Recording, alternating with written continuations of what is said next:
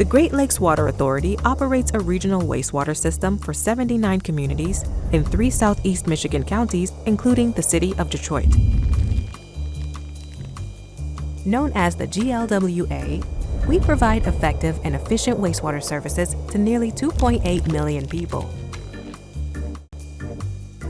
We all create wastewater every day, but most people don't understand where it goes and what happens to it once it leaves their house.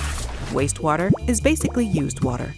In our home, this includes water from brushing our teeth, showering, using the toilet, and washing our dishes and clothes.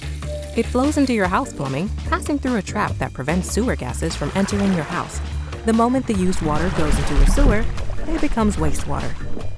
Wastewater leaves the house through a lateral pipe. A lateral pipe is typically buried either in your front yard or in your backyard, and it's a pipe that's buried deep that connects your home's plumbing system to the street. Sewer systems are a network of pipes, pumps, and gates that move wastewater from homes, businesses, and industries to a centralized treatment facility. At the centralized treatment facility is where we clean the wastewater before we put it back into the environment to protect our Great Lakes.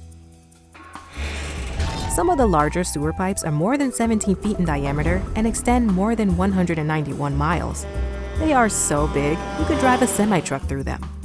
When it rains, another source of flow can enter a sewer. This is stormwater. Stormwater is rainfall that makes its way into waterways and also sometimes into sewer systems.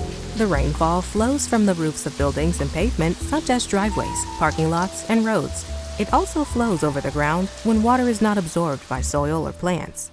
A lot of older communities and metropolitan areas have buildings and homes constructed before the 1950s.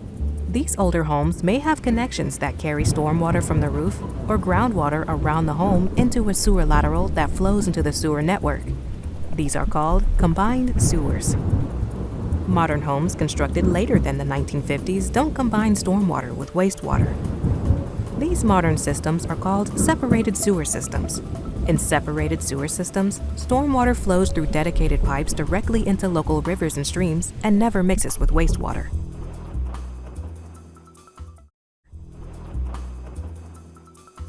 Our regional system receives flow from both combined and separated systems, making it a combined system. Each day, the average flow of wastewater through our sewer system is more than 500 million gallons.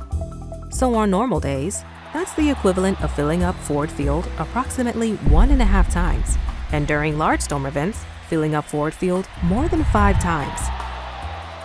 The member partner communities within the GLWA service area maintain the neighborhood sewers. The only evidence of these neighborhood sewers may be manholes that provide access for workers to inspect, repair, and keep the sewers clean. The storm sewers that serve highways such as I-75 and I-94 are the responsibility of the Michigan Department of Transportation. The drainage from these areas flows to either natural waterways or into the neighborhood sewers, eventually making their way to the GLWA regional sewer system. After traveling from the neighborhood and highway sewer systems, the flow enters the GLWA collection system and works its way to the Water Resource Recovery Facility.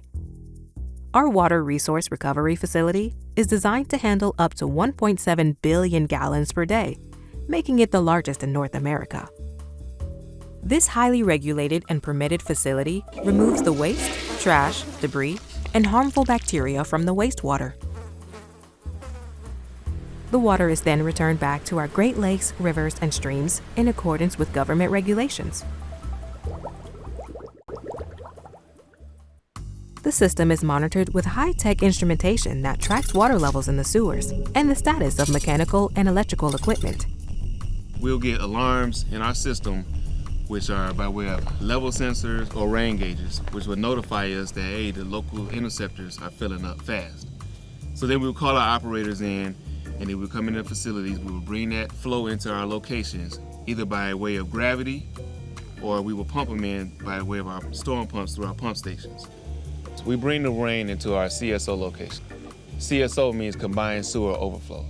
So we're combining rainwater with sewer water. Then that water will fill up the sewer. So now your homes, they can't flush. The commercial properties, they can't release and drain water. During rainfall, stormwater is added to the wastewater already being carried in a system and begins to fill the sewers. Picture a tub and shower. The tub drain is designed to let the water leave the tub while the shower is running. But if you add a second shower head, which doubles the water, the tub starts to fill faster than it can drain. The drain can only handle so much water. Now add a third or a fourth shower head to represent a very large storm. The tub fills up and eventually floods your bathroom floor. This is how all sewer systems respond during large storm events. There are a wide variety of devices to control water within the sewer system, including gates, inflatable dams, and concrete walls known as weirs. Using powerful pistons and motors, the gates can open and close, forcing the water to move from one pipe to another. Or we would use the storm pumps from the pump stations and pump them into our locations. We would screen them, which we use our bar screens and bar racks. What that means is we get the trash out of it. You know, all the debris, the rocks, paper, anything you see on the roads or that would normally go to the main wastewater plant. We test it, make sure it's safe to release, because we have a permit that we have to follow. We release it into the Detroit or the Rouge River, make sure it's safe for aquatic life and swimming. What is a big rain event? We really define that as an event that exceeds our design capacity to convey, right? So we have pipes and pumps and we can convey a certain amount. And that amount really is about 1.7 inches of rain in 1 hour.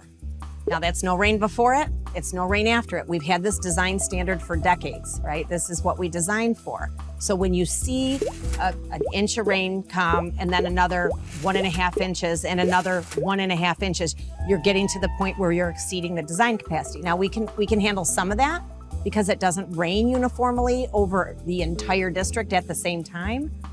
But the reality is if it goes on long enough like that, what happens is flooding can occur.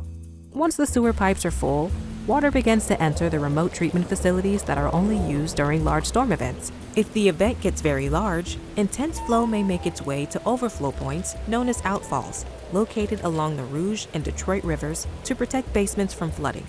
Engineers and meteorologists typically refer to the size of storm events relative as how often the storm might be expected to occur. Storm events are more like playing a board game. When you spin the wheel, you may land on the 10-year, 100-year, or 1,000-year wedge, even though the 10-year wedge is much larger than those of the 100 and 1,000-year events. Upgrading the entire neighborhood, highway, and GLWA system to accommodate very large storm events would be a significant undertaking because there are over 14,000 miles of publicly owned and privately owned pipes in the networks.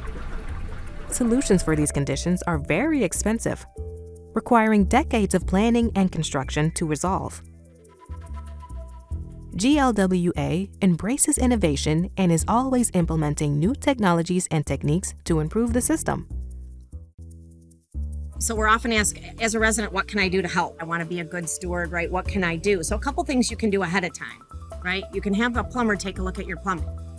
There are certain devices that you can put in your home to help prevent basement backups. One of those is a backflow prevention device, or sometimes I'll call it a check valve. You can install that backflow preventer on your sewer lateral where it will prevent any water from the sewer system in the street to work its way back into your home. Make sure that the storm water is not mixing with the sewer and install a sump pump. Install a rain garden. Potentially install rain barrels to capture your roof drains so that you can use that water later, save money, or just prevent it from getting into our system. Think before you flush. Don't put in flushable wipes. Don't put in things that are not biodegradable or don't break down in water that could potentially bind up our sewer systems and cause backups. What we like to say, only flush the 3 Ps: pee, poop, and paper, toilet paper. Keep your gutters and downspouts clean. This keeps drainage from your roof from collecting around basement walls and working its way into your home. Help minimize debris in the system by throwing trash away, not into the sewers. If you see leaves blocking a catch basin in front of your home, clean them up and throw them away. You can also volunteer to help clean up local creeks and streams to keep litter and debris from clogging them. The goal is to keep the water flowing. through collaborative efforts, the Great Lakes Water Authority is working hand in hand with the communities we serve to improve our wastewater system so it can handle the demands of the future. To learn more about what we're doing to develop future improvements and keep the system operating at peak performance, visit glwater.org. Now that you know more about wastewater and where it goes, we hope you'll think about it differently. There are so many dedicated and amazing systems that keep our water flowing and guide it to where it needs to go, all working together, all the time, for you.